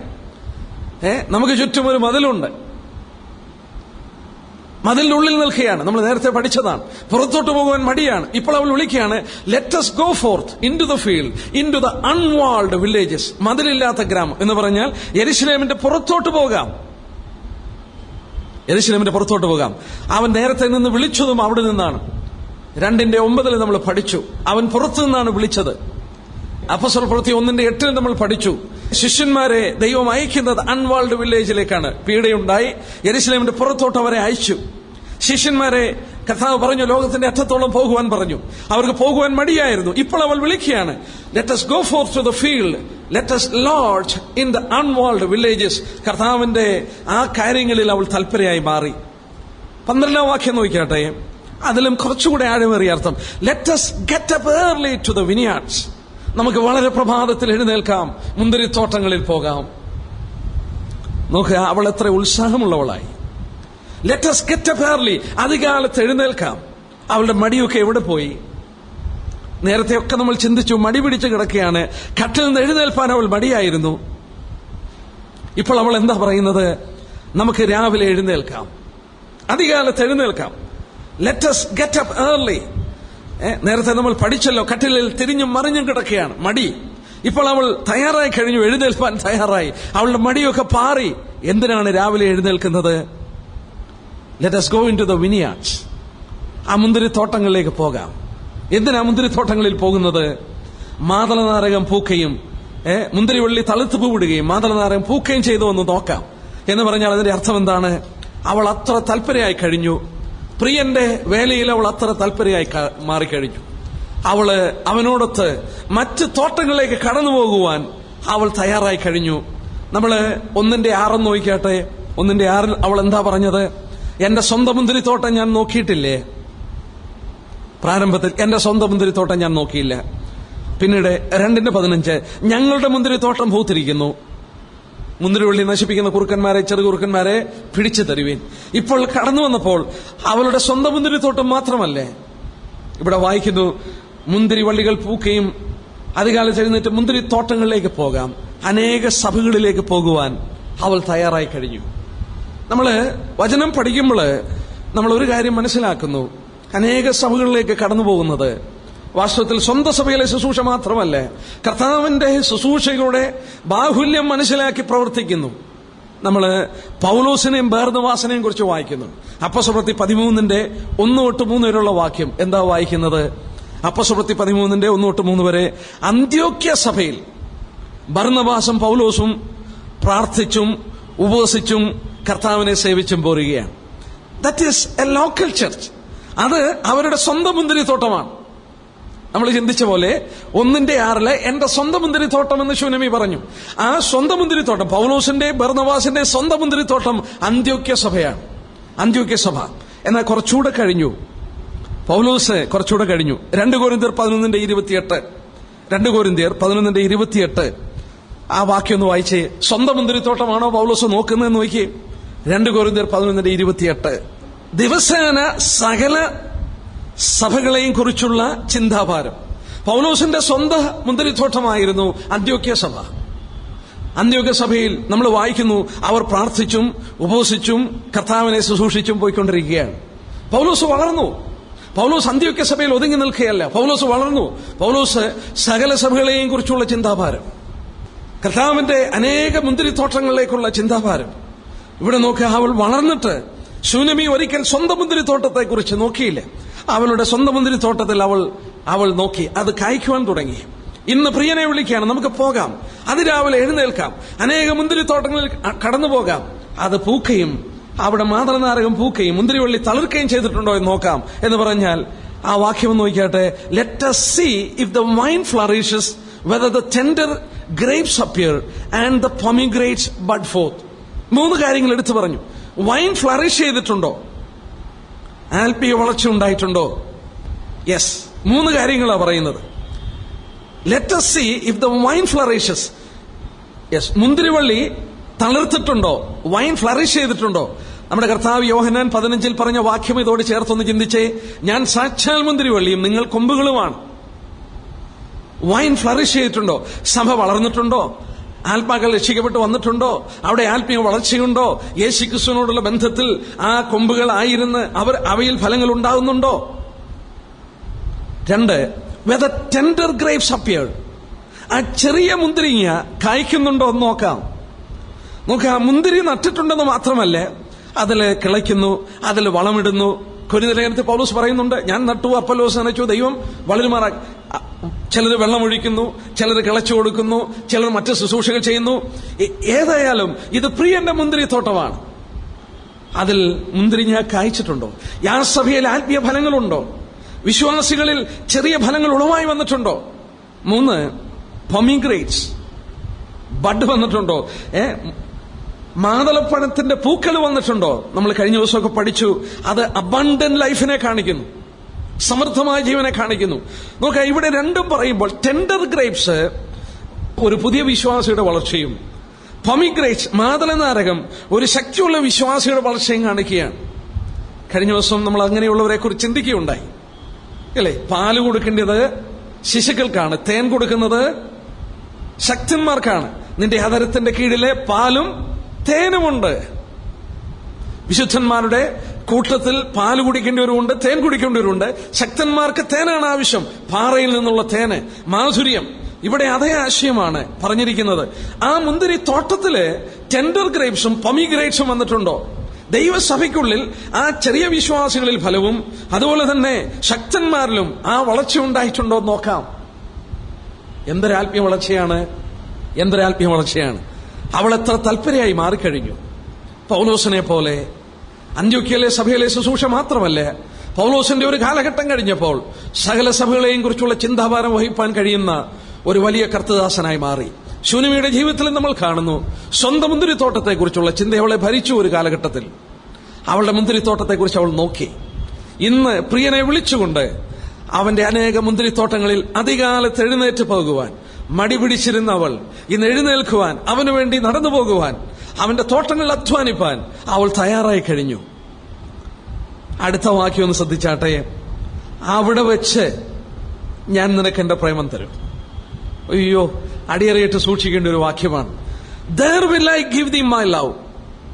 അവിടെ വെച്ച് ഞാൻ എന്റെ പ്രേമം നിനക്ക് തരും എന്ന് പറഞ്ഞാൽ അതിന്റെ അർത്ഥം എന്താണ്? എന്റെ പ്രിയ, നിന്റെ താല്പര്യങ്ങൾ നിന്റെ ആട്ടിൻകൂട്ടമാണ്, നിന്റെ തോട്ടമാണ്. ഞാൻ നിനക്ക് വേണ്ടി അവിടെ അധ്വാനിക്കും, നിനക്ക് വേണ്ടി ഞാൻ അവിടെ ശുശ്രൂഷിക്കും. അവിടെ വെച്ച് നിന്നോടുള്ള എന്റെ സ്നേഹം ഞാൻ തെളിയിക്കും. There will I give thee my love. കർത്താവിനെ സ്നേഹിക്കുന്നെന്ന് പറയുമ്പോൾ നമ്മൾ വാസ്തവത്തിൽ എങ്ങനെയാ സ്നേഹം തെളിയിക്കുന്നത്? യേശുക്രിസ്തുവിനെ നമ്മൾ സ്നേഹിക്കുന്നു. നമ്മൾ കർത്താവിനെ സ്നേഹിക്കുന്നെങ്കിൽ കർത്താവിനുള്ള കാര്യങ്ങളിൽ നമ്മൾ തൽപരരായിരിക്കും. കർത്താവ് നമ്മോട് പറഞ്ഞു എന്താ? നിങ്ങൾ ലോകത്തിന്റെ അറ്റത്തോളം പോകുക. സുവിശേഷം പ്രസംഗിക്കുക, സാക്ഷിക്കുക, കർത്താവിന്റെ സഭയിലുള്ള ശുശ്രൂഷകൾ, ഒരുപാട് കാര്യങ്ങളുണ്ട്. ഇത് വായിച്ചപ്പോൾ പഠിച്ചപ്പോൾ എന്റെ ഓർമ്മയിൽ ദാവീദിനെ കുറിച്ച് വന്നു. നമുക്ക് 2 ശമൂവേൽ ഒന്നെടുക്കാം. 2 ശമൂവേൽ 23 അധ്യായം. യെസ്, സ്നേഹം തെളിയിക്കുകയാണ്. ഇന്ന് നമുക്കൊരു അവസരം തന്നിരിക്കുകയാണ്. ദാവീദിനോടുള്ള സ്നേഹം തെളിയിച്ച ചിലരുടെ പേരുകള് 2 ശമൂവേൽ 23 വായിക്കുന്നുണ്ട്. അതിലൊരു ഭാഗം എന്നെ വളരെ ചിന്തിപ്പിച്ചിട്ടുള്ളൊരു ഭാഗമാണ്. ഞാൻ സഭയിലെ ആ ഭാഗം ശുശ്രൂഷിച്ചിട്ടുള്ളതാണ്. 2 ശമൂവേൽ 23:13 വാക്യം. ഒരിക്കല് അതുല്ലാം ഗുഹയിൽ ദാവീദ് ഇരിക്കുകയാണ്. ഫെലിസ്ത്യര് ശത്രു വന്ന് പാളയമിറങ്ങി കിടക്കുകയാണ്. ദാവീദ് അതുല്ലാം ഗുഹയില് ഒളിച്ചിരിക്കുകയാണ്. ദാവീദിന് അവിടെ ഇരുന്നപ്പോൾ ഒരാഗ്രഹം, ആ ബേഥലേം കിണറ്റിലെ വെള്ളം കുടിക്കണം എന്നൊരാഗ്രഹം. ബാല്യമായിരുന്നപ്പോൾ ആടുകളെ മേയിച്ചുകൊണ്ട് നടന്ന് ആ ബേഥലേം കിണറ്റിലെ ആ കിണറ്റിൽ നിന്ന് വെള്ളം കോരി അവൻ കുടിച്ചിട്ടുണ്ട്. അത് കുടിക്കുവാൻ ദാവീദിന് ഒരാഗ്രഹം. നമ്മളൊന്ന് ആലോചിച്ച്, അവിടെ മുഴുവൻ ഫെലിസ്ത്യർ പാളയമിറങ്ങി കിടക്കുകയാണ്. ദാവീദിന്റെ ഈ ആഗ്രഹം പറഞ്ഞപ്പോൾ സ്വന്തം ജീവനെ സ്നേഹിക്കുന്നവരാണെങ്കിൽ അതിന് പോകുമോ? ശത്രുവിന്റെ പാളയത്തിൽ കൂടെ കടന്ന് ആ വെള്ളം അവിടെ ചെന്ന് കോരി ദാവീദിനുകൊണ്ട് കൊടുക്കുമോ? കൊടുക്കത്തില്ലേ. സ്വന്തത്തെ, അതായത് സ്വയസ്നേഹമുള്ളവര്. എന്നാൽ സ്വന്തം ജീവനെ തൃണവൽഗണിച്ചുകൊണ്ട് അതിനെക്കാട്ടിലുപരി ദാവീദിനെ സ്നേഹിക്കുന്നെങ്കിൽ മാത്രമേ അവിടെ പോയി, ശത്രു വാഴുന്ന അവിടെ പോയി ആ വെള്ളം കോരി ദാവീദിന് കൊടുക്കുകയുള്ളൂ. ഇനി 2 ശമൂവേൽ 23:13 വായിച്ചു നോക്കിയേ. 30 നായകന്മാരിൽ 3 പേർ കൊയ്ത്തുകാലത്ത് അതുല്ലാം ഗുഹയിൽ ദാവീദിന്റെ അടുക്കൽ ചെന്നു. ഫെലിസ്ത്യരുടെ സൈന്യം രഫീം താഴ്വരയിൽ പാളയമിറങ്ങിയിരുന്നു. അന്ന് ദാവീദ് ദുർഗത്തിലായിരുന്നു. ഫെലിസ്ത്യർക്ക് ബേത്ലഹേമിൽ അക്കാലത്ത് ഒരു കാവൽ പട്ടാളം ഉണ്ടായിരുന്നു. ബേത്ലഹേം പട്ടണവാതിൽക്കലെ കിണറ്റിൽ നിന്ന് വെള്ളം എനിക്ക് കുടിപ്പാൻ ആർ കൊണ്ടുവന്ന് തരുമെന്ന് ദാവീദ് ആർത്തി കൊണ്ട് പറഞ്ഞു. അപ്പോൾ ആ 3 വീരന്മാർ ഫെലിസ്ത്യരുടെ പാളയത്തിൽ കൂടെ കടന്നു ചെന്നു. ബേത്ലഹേം പട്ടണവാതിൽക്കലെ കിണറ്റിൽ നിന്ന് വെള്ളം കോരി ദാവീദിന്റെ അടുക്കൽ കൊണ്ടുവന്നു. അവനും അത് കുടിപ്പാൻ മനസ്സായില്ല. യഹോവയ്ക്ക് നിവേദിച്ച് ഒഴിച്ചളഞ്ഞു. യഹോവേ, തങ്ങളുടെ പ്രാണനെ ഉപേക്ഷിച്ചു പോയ പുരുഷന്മാരുടെ രക്തം ഞാൻ കുടിക്കുമോ? ഇത് ചെയ്യുവാൻ എനിക്ക് സംഗതി വരരുത് എന്ന് പറഞ്ഞു. അത് കുടിപ്പാൻ അവന് മനസ്സായില്ല. ഇതാകുന്നു ഈ 3 വീരന്മാർ ചെയ്തത്. ദാവീദിന്റെ ജീവിതാന്ത്യത്തിൽ റോൾ കോൾ വിളിക്കുകയാണ്. എത്ര അനുഗ്രഹിക്കപ്പെട്ട ഒരു ഭാഗമാണെന്നറിയാമോ? ദാവീദിന് വേണ്ടി സേവ ചെയ്തവരുടെ പേരുകളും അവർ ചെയ്ത ശുശ്രൂഷകളെ കുറിച്ച് എഴുതുകയാണ്. ആ ശുശ്രൂഷകളെ കുറിച്ച് എഴുതിയപ്പോൾ ഈ 3 വീരന്മാരെ കുറിച്ച് ദാവീദിന് മറക്കുവാൻ കഴിയുന്നില്ലേ? അവർ ചെയ്തത് ദാവീദ് പറയുകയാണ്. തങ്ങളുടെ പ്രാണനെ വിലയേറിയതായി എണ്ണാതെ ദാവീദിനോടുള്ള സ്നേഹം മൂലം ആ വെള്ളം കൊണ്ട് കൊടുത്തവരെ കുറിച്ച് ദാവീദ് ഓർക്കുകയാണ്. അവരുടെ പേരുകൾ ഈ റോൾ കോളിൽ ദാവീദ് എഴുതി വെച്ചു, പരിശുദ്ധാത്മാവിടെ രേഖപ്പെടുത്തി. നമുക്കിവിടെ എന്താണ് ഈ പാഠം പഠിപ്പിക്കുന്നത്? അവരുടെ devotion, their love and devotion to David was such to hate their own life. ദാവീദിനോടുള്ള അവരുടെ സ്നേഹവും സമർപ്പണവും വാസ്തവത്തിൽ അവരെ വീരന്മാരാക്കി തീർത്തു. ഇവിടെ എഴുതിയിരിക്കുന്ന 3 വീരന്മാർ, യുദ്ധവീരന്മാർ, മൈറ്റി മെൻ ഓഫ് ഡേവിഡ്. അവരെങ്ങനെയായി മൈറ്റി മെൻ ആയത്? Because of their love and devotion to David. ദാവീദിനോടുള്ള സ്നേഹവും സമർപ്പണവും ഈ 3 പേരെ വീരന്മാരാക്കി മാറ്റി. മരിക്കുന്നെങ്കിൽ മരിക്കട്ടെ, ഞങ്ങളുടെ യജമാനന്റെ ആഗ്രഹമാണ്. ആർത്തി കൊണ്ട് ചോദിച്ചു, ആ വെള്ളം കൊണ്ട് തരുമോ? അവനോടേക്ക് കടന്നുപോയി. ഫെലിസ്ത്യ പാളയത്തിൽ കൂടെ അവർ കടന്നുപോയി. ആ വെള്ളം കോരിക്കൊണ്ടുവന്ന് ദാവീദിന്റെ കയ്യിൽ കൊണ്ട് കൊടുത്തപ്പോൾ ദാവീദിന് മനസ്സിലായി ഇവരുടെ സ്നേഹം, ഇവരുടെ സമർപ്പണം. ദാവീദിന് അത് കുടിക്കുവാൻ മനസ്സായില്ല. നാം വായിക്കുന്നു, ദാവീദ് യഹോവയ്ക്ക് നിവേദിച്ച് ആ വെള്ളം ഒഴിച്ചു കളഞ്ഞു. ഞാൻ ഇവരുടെ രക്തം കുടിക്കുമോ എന്നാണ് ചോദിക്കുന്നത്. നമ്മുടെ കർത്താവ് മടങ്ങി വരുമ്പോൾ നമ്മളൊന്ന് ചിന്തിച്ചു നോക്കിയേ, ഇതുപോലെ ഒരു റോൾ കോൾ വിളിക്കും. എന്റെ പേരിന്റെ കൂടെ, നിങ്ങളുടെ പേരിന്റെ കൂടെ എഴുതുവാനായിട്ട് ചിലതൊക്കെ ഉണ്ടായിരിക്കും. ദാവീദിനോടുള്ള സ്നേഹവും സമർപ്പണവും അനുസരിച്ച് അവർ ചെയ്തതൊക്കെ ഇങ്ങനെ രേഖപ്പെടുത്തി വെച്ചെങ്കിൽ കർത്താവായ യേശുക്രിസ്തു പറഞ്ഞു, 1 ഗ്ലാസ് പച്ചവെള്ളം എന്റെ നാമത്തിൽ കൊടുത്താൽ പ്രതിഫലം കിട്ടാതെ പോകില്ല. അത് മറന്നു കളയുന്നില്ല, അവൻ എഴുതി വെച്ചിരിക്കുകയാണ്. അന്ന് പേര് വിളിക്കുമ്പോൾ അവനോടുള്ള സ്നേഹം മൂലം സ്വന്തം സുഖവും വാസ്തവത്തിൽ സ്വയത്തിന്റെ സ്നേഹമൊക്കെ തൃണവൽഗണിച്ചുകൊണ്ട് കർത്താവിന് വേണ്ടി ഇറങ്ങിപ്പുറപ്പെട്ട എത്രയോ ദൈവദാസന്മാർ. ഇവിടെ സുനമി വിളിക്കുകയാണ്, എഴുന്നേൽക്കാം, പോകാം, പോകാം, ആ വയലിലേക്ക് പോകാം, അധികാലത്ത് എഴുന്നേൽക്കാം, അധ്വാനിക്കാം എന്റെ പ്രിയ, അവിടെ വെച്ച് ഞാൻ എന്റെ സ്നേഹം നിനക്ക് തരാം. There will I give thee my love. കർത്താവിനോടുള്ള സ്നേഹം കാണിക്കുവാൻ ഇന്ന് ലോകത്തിൽ നമുക്ക് അനേക ശുശ്രൂഷകളുണ്ട്. യെസ്, ഇന്ന് നമുക്കിത് പ്രൂവ് ചെയ്യാനായിട്ട് സാധിക്കും. ഇത് പഠിക്കുമ്പോൾ നമ്മൾ ഓർക്കണം, ഈ റോൾ കോളില് യോനാഥാന്റെ പേര് വന്നില്ലേ? യോനാഥാന്റെ പേര് വന്നില്ല. യോനാഥാൻ വലിയവനായിരുന്നു, യോനാഥാൻ വീരനായിരുന്നു. പക്ഷെ യോനാഥാൻ എന്ത് ചെയ്തു? ദാവീദിനെ പിടിച്ച് രണ്ടുപേരും ചുംബിച്ച് പൊട്ടിക്കരഞ്ഞു. ദാവീദ് ഉച്ചത്തിൽ കരഞ്ഞു. പക്ഷെ യോനാഥാൻ എന്ത് ചെയ്തില്ലേ? ദാവീദിനോട് കഷ്ടമനുഭവിപ്പാൻ ആ മരുഭൂമിയിലേക്ക് പോയില്ല. അവൻ മടങ്ങി കൊട്ടാരത്തിലേക്ക് പോയി. അവനും ദാവീദിനെ സ്നേഹിക്കുന്നവനാണ്. യോനാഥാൻ തീർച്ചയായിട്ടും ദാവീദിനെ സ്നേഹിക്കുന്നുണ്ട്. പക്ഷെങ്കിൽ ദാവീദിനോടൊത്ത് ദാവീദിന്റെ ആ മരുഭൂമിയിലേക്ക് ഇറങ്ങിച്ചെല്ലുവാൻ യോനാഥാന് സാധിച്ചില്ലേ? യോനാഥാന്റെ പേര് ആ റോൾ കോളിലില്ലേ? എന്നാൽ ഈ വീരന്മാരുടെ പേരുകൾ അവിടെയുണ്ട്. ഇവിടെ എത്ര അനുഗ്രഹിക്കപ്പെട്ട ഒരു ചിന്തയാണെന്നുള്ളത് ഓർത്താട്ടെ. There will I give thee my love. നമ്മൾ ഇന്ന് സന്ധ്യയിലൊന്ന് ഓർത്തേ, can we prove our love towards our Lord? നമ്മുടെ കർത്താവിനോടുള്ള സ്നേഹം നമുക്ക് തെളിയിപ്പാൻ കഴിയുമോ? നമ്മൾ ആത്മാർത്ഥമായുള്ള സമർപ്പണം, അവരോടുള്ള സ്നേഹം, വാസ്തവത്തിൽ അത് തെളിയിപ്പാനായിട്ട് ഇന്ന് ഈ ലോകത്തിൽ നമുക്ക് സാധിക്കും. അവന്റെ അനേക കാര്യങ്ങൾ ഇന്ന് ഈ ലോകത്തിലുണ്ട്. നാം അതിൽ ഏർപ്പെട്ട് തൽപരരായി അവന്റെ മുന്തിരിത്തോട്ടങ്ങളെ വാസ്തവത്തിൽ അവനു വേണ്ടി അധ്വാനിക്കുന്നവരായി നമ്മൾ ഇറങ്ങിച്ചെന്ന് അവിടെ നമ്മൾ അധ്വാനിക്കുകയാണെങ്കിൽ അതെല്ലാം ഫലകരമായി മാറുകയാണ്. അതെല്ലാം പ്രതിഫലത്തിനായി എണ്ണപ്പെടുകയാണ്. 14 വാക്യം, ദൂതായിപ്പഴം സുഗന്ധം വീശുന്നു, നമ്മുടെ വാതിക്കൽ സകലവിധ വിശിഷ്ട ഫലങ്ങളുമുണ്ട്. എന്റെ പ്രിയ, ഞാൻ നിനക്കായി പഴയതും പുതിയതും സംഗ്രഹിച്ചിരിക്കുന്നു. ദൂതായിപ്പഴം സുഗന്ധം വീശുന്നു. മാൻഡ്രേക്സ് ഗിവ്സ് എ സ്മെൽ. മാൻഡ്രേക്സ്, ദൂതായിപ്പഴം. നമ്മള് ഉൽപ്പത്തി 30:14-16 വരെയുള്ള വാക്യത്തിൽ സ്നേഹബന്ധത്തോടുള്ള ബന്ധത്തിലാണ് ഈ ദൂതായിപ്പഴത്തെ അവിടെ കാണുന്നത്. മാൻഡ്രേക്സ് ഒരു നർക്കോട്ടിക്സിൽ, അതായത് ലഹരി വസ്തുക്കളിൽ ഉൾപ്പെടുന്ന ഒരു വസ്തുവാണ് ഇവിടെ പറയുന്ന ദൂതായിപ്പഴം. തലയ്ക്കൊക്കെ മത്ത് പിടിപ്പിക്കുന്ന.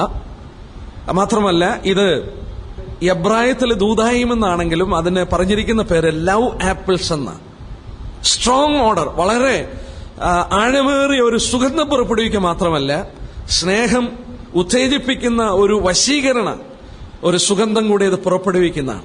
ഒരു ലഹരി പോലെ ഈ കായ് തിന്നാൽ അതിന്റെ ഒരു കിക്കുണ്ട്. ഇതാണ് നമ്മൾ ഉൽപ്പത്തി 30 ആ കായ്ക്ക് വേണ്ടി അവിടെ വാദം നടക്കുന്നത് നമ്മൾ അവിടെ ചോദിച്ചു വാങ്ങിക്കുന്നതാണ് അവിടെ കാണുന്നത്. ഇവിടെ പറയുമ്പോൾ ഇതിന്റെ അർത്ഥം എന്താണെന്നറിയാമോ? ഇവനോടുള്ള സ്നേഹത്തിന്റെ അഗാധത ഇവിടെ ഉണ്ടായിക്കഴിഞ്ഞു. ദൂതായിപ്പഴം സുഗന്ധം വീശുന്നു എന്ന് പറഞ്ഞാൽ ആ പ്രിയനോടുള്ള അവളുടെ സ്നേഹം വാസ്തവത്തിലൊരു നർക്കോട്ടിക്സ്, ഈ ലഹരി വസ്തുക്കൾ കൊണ്ട്, ദൂതായിപ്പഴം കൊണ്ട് കിക്ക് കിട്ടിയതുപോലെ ഉണർത്തപ്പെട്ട സ്നേഹമായി മാറി എന്ന് പറഞ്ഞാൽ ആ സ്നേഹത്തിന്റെ അഗ്രഗണ്യത്തിലേക്ക് അവൾ കടന്നുപോയി. അവനോട് സ്നേഹം അങ്ങോട്ട് പ്രദർശിപ്പിക്കുവാൻ അവൾക്ക് അങ്ങോട്ട് കഴിയാത്തവണ്ണം അവൾ അത്രമാത്രം അവനോട് സ്നേഹമുള്ളവളായി മാറി.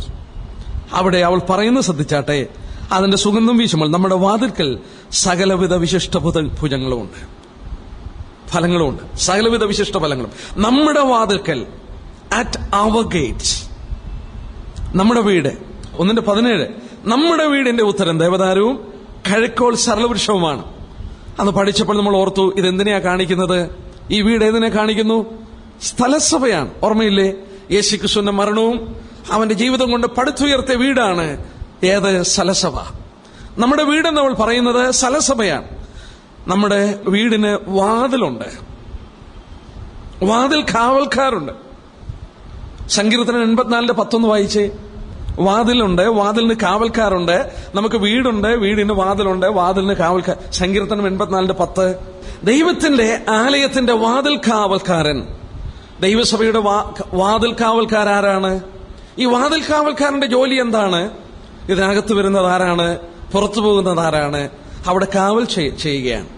ആരാണ് ഈ വാതിൽ കാവൽക്കാര്? ആക്ച്വലി എൽഡേഴ്സ് ആണ്, സ്ഥലസഭയുടെ മൂപ്പന്മാരാണ്, സ്ഥലസഭയിലെ വേലക്കാരാണ്, ജോലിക്കാരാണ്. ആര്? ഈ വാതിൽ കാവൽക്കാര്. സ്ഥലസഭ എന്ന് പറയുന്നത് വീടാണ്. വീടിന് വാതിലുണ്ട്. ആ വാതിൽ നമ്മുടെ കർത്താവായ യേശുക്രിസ്തുവാണ്. ഞാനാണ് വാതിലെന്ന് കർത്താവ് പറഞ്ഞു. നോക്കുക, സ്ഥലസഭയിൽ ആരെ കൂട്ടായ്മയിലേക്ക് വിളിക്കണം, ആരെ കൂട്ടായ്മ കൊടുക്കാതിരിക്കണം, അത് നിശ്ചയിക്കുന്ന ആരാണ്? വാതിൽ കാവൽക്കാരാണ്. ആർക്കാണ് കൂട്ടായ്മ കൊടുക്കേണ്ടത്? സ്ഥലസഭയിൽ എല്ലാവർക്കും കൂട്ടായ്മ കൊടുക്കത്തില്ലേ? ദുരുപദേശം കൊണ്ടുവരുന്നവർക്ക് കൂട്ടായ്മ കൊടുക്കില്ലേ? ഇല്ലേ? അശുദ്ധ ജീവിതം നയിക്കുന്നവർക്ക് കൂട്ടായ്മ കൊടുക്കില്ലേ? നോക്കുക, അതെല്ലാം നിശ്ചയിക്കുന്നത് മൂപ്പന്മാരാണ്, വേലക്കാരാണ്. ആ സ്ഥലസഭയുള്ള ബന്ധത്തിൽ വാതിലിനെ കാവൽ ചെയ്യുന്നവരാണ് വാതിൽ കാവൽക്കാർ. നോക്കുക, ശൂനമി ആ വാതിലിനെ കുറിച്ച് പറയുന്നു. നമ്മുടെ വാതിൽക്കൽ സകലവിധ വിശിഷ്ട ഫലങ്ങളുമുണ്ട്. എന്തൊരു അനുഗ്രഹിക്കപ്പെട്ട സഭയായിരിക്കും അത്. സനസഭ സകലവിധ ഫലങ്ങൾ കൊണ്ട് നിറഞ്ഞിരിക്കുന്നു. All kind of spiritual fruit. എന്ത് ഫ്രൂട്ടാണ് വേണ്ടിയത് അത് മുഴുവനുണ്ട്. കഴിഞ്ഞ ദിവസമൊക്കെ നമ്മൾ ഓർത്തില്ലേ, എന്റെ കാന്ത കെട്ടിയടയ്ക്കപ്പെട്ട ഒരു തോട്ടമാണ്, മുദ്രയിട്ടിരിക്കുന്ന ഒരു കിണറാണ്. അവിടെ പല ഫലങ്ങളെയും അവൻ ഉളവാക്കുവാനായിട്ട് ശ്രമിക്കുകയാണ്. ആത്മിക ഫലങ്ങൾ ഉളവാകുകയാണ്. ഒരു ഫലത്തിനും കുറവില്ല. പ്രിയൻ ആ തോട്ടത്തിൽ വരുമ്പോൾ ആ തോട്ടം വാസ്തവത്തിൽ ഫലങ്ങൾ കൊണ്ട് നിറഞ്ഞിരിക്കുകയാണ്. വിശുദ്ധന്മാർ ഫലകരമായി, വിശുദ്ധന്മാർ വളരുവാനിടയായി, ആത്മിക വളർച്ചയുണ്ടായി. അവിടെ പ്രിയ പറയുകയാണ്, നമ്മുടെ വാതുക്കൽ സകലവിധ വിശിഷ്ട ഫലങ്ങളുമുണ്ട്. ഓൾ കൈൻഡ് ഓഫ്, അല്ലേ? അവിടെ വായിക്കുന്നു, all manner of pleasant fruit, new and old. നമ്മൾ നേരത്തെ ചിന്തിച്ചു, ന്യൂ ആൻഡ് ഓൾഡ്, പുതിയതും പഴയതും. മത്തായി 13:53 നമ്മൾ ചിന്തിച്ചു, സ്വർഗരാജ്യത്തിന് ശിഷ്യനായി തീർന്ന ഏത് ശാസ്ത്രിയും തന്റെ നിക്ഷേപത്തിൽ നിന്ന് പുതിയതും പഴയതും എടുത്തു കൊടുക്കുന്ന വീട്ടുടയവനോട് സദൃശമാണ്. മത്തായി 13:52. പുതിയതും പഴയതും സംഗ്രഹിച്ചിരിക്കുകയാണ്. ഇവിടെ നോക്കി പ്രിയ പറയുന്ന ശ്രദ്ധിച്ചാട്ട്, എന്റെ പ്രിയ, ഞാൻ നിനക്കായി പുതിയതും പഴയതും സംഗ്രഹിച്ചിരിക്കുന്നു. Yes, I have laid up for you, O my beloved. I have laid up for you, O my beloved, new and old. എന്റെ പ്രിയ, നിനക്ക് തരുവാനായിട്ട് ഞാൻ പഴയതിൽ നിന്നും പുതിയതിൽ നിന്നും സംഗ്രഹിച്ചു വെച്ചിരിക്കുകയാണ്. സംഗ്രഹിക്കാന്ന് പറഞ്ഞാൽ എന്താ? കുറേശ്ശെ കുറേശ്ശെ ശേഖരിക്കുകയാണ്. കുറേശ്ശെ കുറേശ്ശെ ശേഖരിക്കുകയാണ്. യെസ്, അത് അത്ര എളുപ്പമുള്ള കാര്യമല്ലേ. കർത്താവിന് വേണ്ടി കൊടുക്കുവാൻ, ശുശ്രൂഷിപ്പാൻ, അധ്വാനിപ്പാൻ വളരെ ബുദ്ധിമുട്ടാണ്. അത് അത്ര പെട്ടെന്നല്ല. പലർക്കും ഉള്ള ചിന്ത എന്താണെന്നറിയാമോ? പെട്ടെന്ന് കാര്യങ്ങൾ നടക്കാൻ വേണ്ടിയാണ്. അങ്ങനെയല്ല. ഇത് കുറേശ്ശെ. കർത്താവ് ഒരിക്കലും ഒരാൾക്കെല്ലാം കൂടെ ഒന്നിച്ച് തരികയല്ല. അത് കർത്താവ് നമ്മളെ സ്നേഹിക്കുന്നതുകൊണ്ടൊക്കെയാ. നമുക്കെല്ലാം കൂടെ ഒന്നിച്ചൊക്കെ അനുഗ്രഹം തന്നാൽ നമ്മൾ നെളിച്ചു പോകും. ഇല്ല, നമുക്ക് കുറേശ്ശെ തരികയുള്ളൂ. നമ്മുടെ ജീവിതത്തിൽ അങ്ങനെയാ കർത്താവ് ചെയ്യുന്നത്. അത് നമ്മൾ കുറേശ്ശെ കുറേശ്ശെ ശേഖരിച്ച് എടുക്കുകയാണ്. യെസ്, അത് സംഗ്രഹിച്ച് കുറേശ്ശെ സ്റ്റോറപ്പ് ചെയ്തു. ആർക്ക് വേണ്ടി? അവന് കൊടുക്കുവാൻ. അവൾ, നമ്മൾ നേരത്തെ ചിന്തിച്ചു, പച്ചയായ പുൽപ്പറങ്ങളിൽ മേയുകയാണ്. പ്രിയൻ അവളെ ലില്ലിയുടെ മധ്യത്തിൽ മേയ്ക്കുകയാണ്. യെസ്, വിശുദ്ധിയുടെ മധ്യത്തിൽ, ആ വിശുദ്ധ പുഷ്പങ്ങളുടെ മധ്യത്തിൽ പുൽമേടുകൾ അവൾ മേഞ്ഞ് അവൾ പുതിയതും പഴയതും അവിടുന്ന് ഇവിടുന്ന് ശേഖരിച്ച് പ്രിയന് കൊടുക്കുവാൻ തക്കവണ്ണം ആ വാതിക്കൽ അത് ശേഖരിച്ചു വന്നിരിക്കുകയാണ്. കർത്താവിനെ കണ്ടുമുട്ടുവാൻ സഭയിൽ ചെല്ലുമ്പോൾ, ഞായറാഴ്ച ചെല്ലുമ്പോൾ, ആരാധനയ്ക്ക് ചെല്ലുമ്പോൾ, അല്ല മറ്റു യോഗങ്ങളിൽ ചെല്ലുമ്പോൾ നമ്മൾ ചെയ്യേണ്ടത് എന്താണ്? നമ്മുടെ കയ്യിൽ കുറെ ശേഖരം കാണണം. നമ്മൾ കുറച്ച് സ്റ്റോറപ്പ് ചെയ്ത് കാണണം. അത് നമ്മൾ വീട്ടിൽ നിന്ന് സ്റ്റോർ ചെയ്തെങ്കിലേ നമുക്കത് കിട്ടുകയുള്ളൂ. അങ്ങനെ സ്റ്റോറപ്പ് ചെയ്ത് അവന് വേണ്ടി കൊടുക്കുവാൻ എന്നവള് സന്നദ്ധയായി മാറിക്കഴിഞ്ഞു. എത്ര അനുഗ്രഹിക്കപ്പെട്ട ഒരു കാര്യമാണ്. നമ്മൾ നേരത്തെ ചിന്തിച്ചപ്പോൾ അവളിൽ ഉണ്ടായ ഒരുപാട് പരാജയം നമ്മൾ കണ്ടു. ആ പരാജയങ്ങളെല്ലാം പ്രിയൻ മാറ്റി കൃപയാൽ, സ്നേഹത്താൽ അവളെ രൂപാന്തരപ്പെടുത്തി. അവളെ ഭീതിപ്പെടുത്തിയല്ല, അവന്റെ സ്നേഹം അവളെ രൂപാന്തരപ്പെടുത്തി. ആ സ്നേഹം ഞാൻ അവന്റേതാണെന്നുള്ള ബോധ്യം അവളെ ഉണ്ടാക്കി. സമ്പൂർണമായി അവനോട് ഐഡന്റിഫൈ ചെയ്യുവാൻ ഇടയായി തീർത്തു. അവന്റെ ആ സ്വരൂപത്തോട് അവൾ അനുരൂപരാകുവാൻ അവൾ വളർച്ച പ്രാപിച്ച ചിത്രം നമ്മൾ കണ്ടു. അവൾ ഓരോ പടി ശുശ്രൂഷയുള്ള ബന്ധത്തിൽ, ഒരിക്കൽ അവൻ വിളിച്ചപ്പോൾ ചെല്ലുവാൻ മടി കാണിച്ചെങ്കിൽ ഇന്ന് പ്രിയനെ വിളിക്കുകയാണ്, നമുക്ക് പോകാം, അധികാലത്ത് എഴുന്നേൽക്കാം. അതിനവൾ ഒരുങ്ങിക്കഴിഞ്ഞു. എത്ര അനുഗ്രഹിക്കപ്പെട്ട ഒരു കാര്യമാണെന്ന് ഓർത്താട്ടെ. നമുക്ക് വാസ്തവത്തിൽ നമ്മുടെ ജീവിതത്തിൽ ഒരു രൂപാന്തരം സംഭവിക്കാം. നമ്മുടെ കർത്താവിന്റെ വകയാണ് നമ്മളെന്നുള്ള ബോധം നമ്മളെ ഭരിക്കുകയും അവന് വേണ്ടി അധ്വാനിപ്പാൻ നമ്മളെ തന്നെ ഏൽപ്പിച്ചു കൊടുക്കുകയും ചെയ്യാം. നമുക്ക് പ്രാർത്ഥിച്ച് അവസാനിപ്പിക്കാം.